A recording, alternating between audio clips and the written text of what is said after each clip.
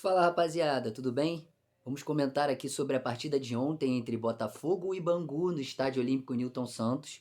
Partida essa que terminou com a terceira vitória do Botafogo, garantindo aí a soma total de 9 pontos nessa primeira fase aí do Campeonato Carioca, finalmente se desenhando uma classificação do Botafogo aí após vários anos sem êxito no Campeonato Estadual. A gente vai avançando aí para a próxima fase, que vai ser as quartas de final no caso. O Campeonato Carioca esse ano vem com um regulamento um pouco diferente dos anos anteriores. Então a gente vai ter quartas de final, semifinal com jogos ida e volta e a final com jogo único. Já falei sobre isso num vídeo aqui atrás, mas só para salientar novamente. Botafogo ontem me agradou bastante desde os primeiros minutos, uma movimentação muito diferente do que a gente vinha acostumado a ver nos times dos técnicos anteriores que passaram pelo Alvinegro. Martim Anselmi tem uma proposição de jogo, uma proposta muito moderna. São dois recortes muito pequenos, né? O jogo contra o Volta Redonda e o jogo contra o Bangu.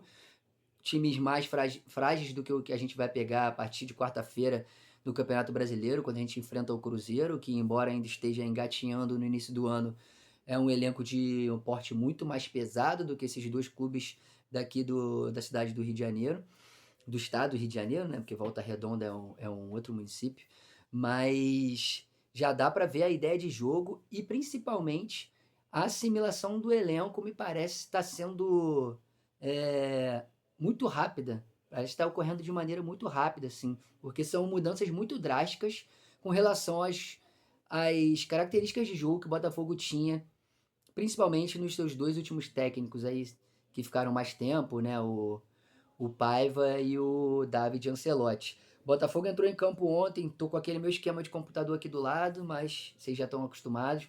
Com o Neto, o Matheus Pontes, é, Vitinho e o Newton ali no miolo de zaga, né? Newton, que me parece vai ser muito utilizado pelo técnico Martin Anselmi.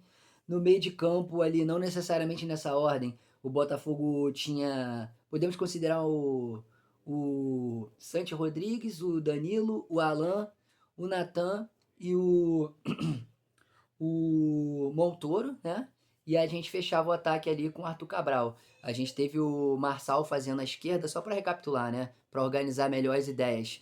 A gente teve o Marçal fazendo a esquerda, o Newton fazendo o meio e o Matheus Ponte fazendo o lado direito, quando o Botafogo sai para a jogada. E aí, quando o Botafogo vem para a defesa, não teve muito lance assim ontem, porque o Botafogo propôs e partiu para cima desde o primeiro minuto.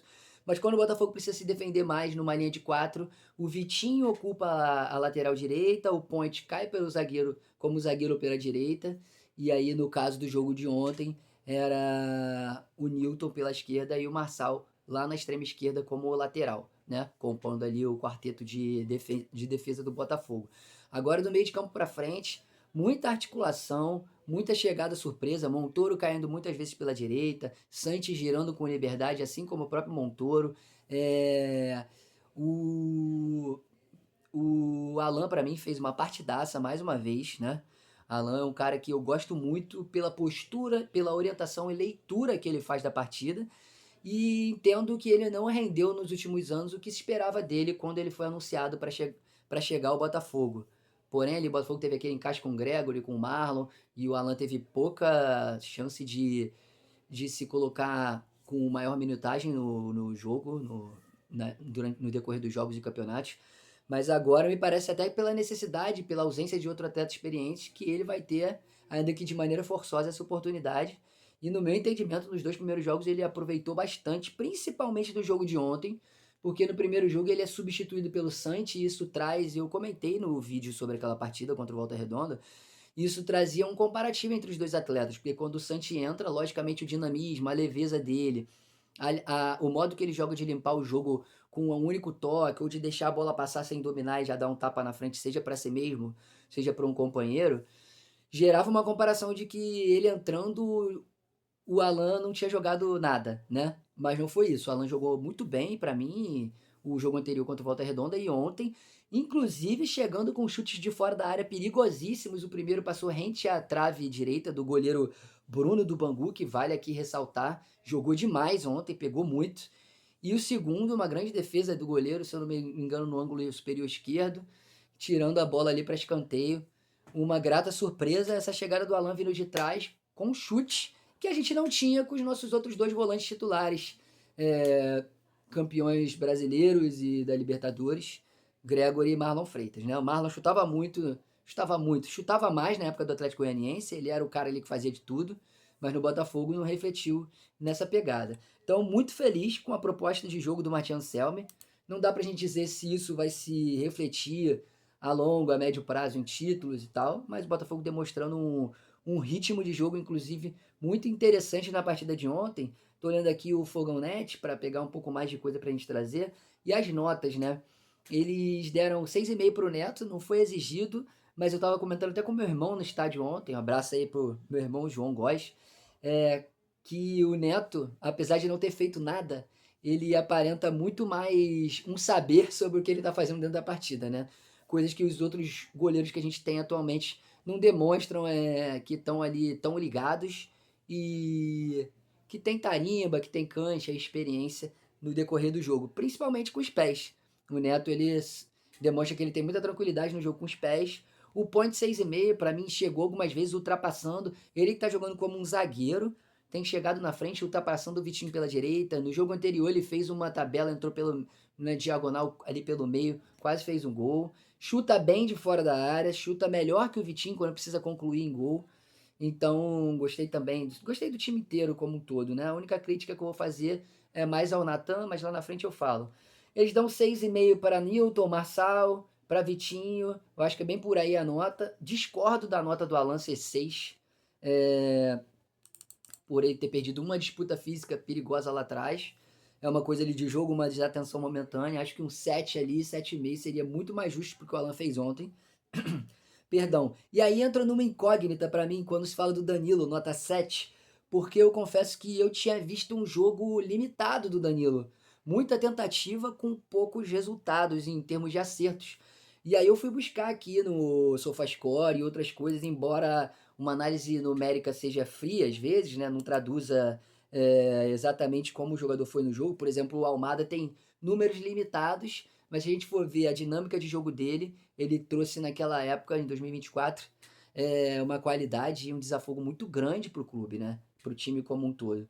Mas aí eu fui buscar para tentar ser justo com o Danilo e até para ver se a minha análise ali de campo no estádio tinha sido muito limitada, porque eu vi muitas pessoas elogiando e eu fiquei com a memória do início do jogo, onde o Danilo erra ali 2, 3 passes seguidos e levanta as duas mãos pedindo desculpa e tal.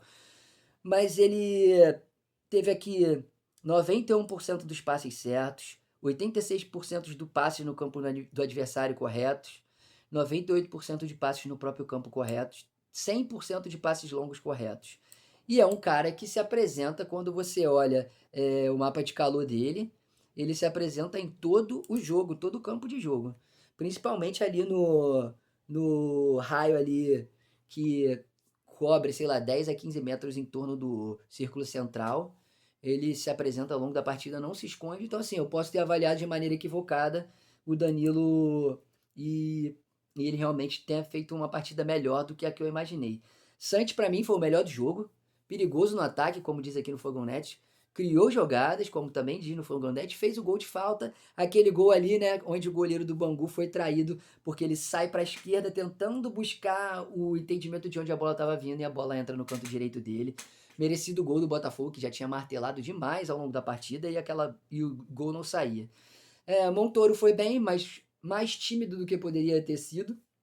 E o Arthur Cabral, para mim, perdeu 2 ou 3 chances ali, eu considero 2. A primeira ele bate de primeira, poderia ter dominado. A segunda ela vem mais atrás, no cruzamento do Vitinho, e ele busca ela de trás, daquela varrida assim de trás, né, que a gente brinca, e ela sobe um pouco. Falta para mim mais participação dele com relação à proteção de bola, fazer aquele pivô e tal, mas eu ainda quero acreditar que o Arthur Cabral venha a render mais. Telles entra da qualidade de sempre, bate o pênalti, segurança e sem ser muito exigido. E os outros 3 que entraram não contribuíram tanto, né? Tanto o Barreira quanto o Arthurzinho quanto o Matheus Martins. O Matheus ainda sofre o pênalti, mas com a bola no pé, sempre tendo decisões equivocadas, prende demais, não parte para a tabela. É realmente triste ver o atual desempenho do Matheus Martins, um cara que é tão novo, que pode voltar a render, mas eu não vejo nesse momento um rendimento dele de qualidade, igual foi o promissor rendimento no início de 2024.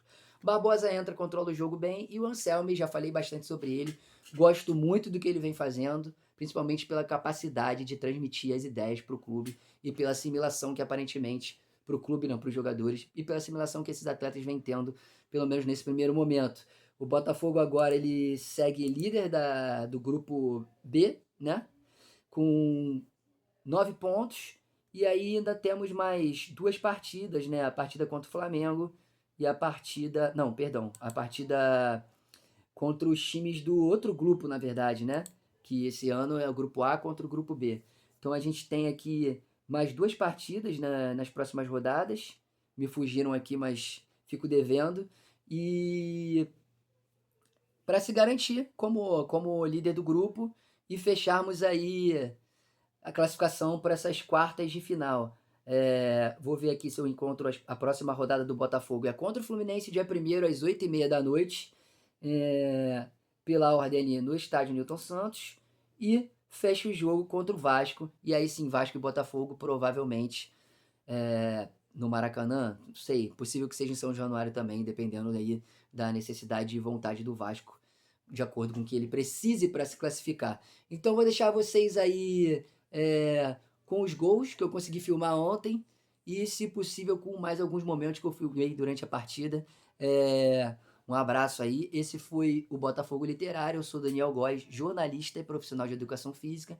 Se você puder compartilhar aí para mais gente esse início de trabalho, eu agradeço bastante. Um abraço e até a próxima. Valeu.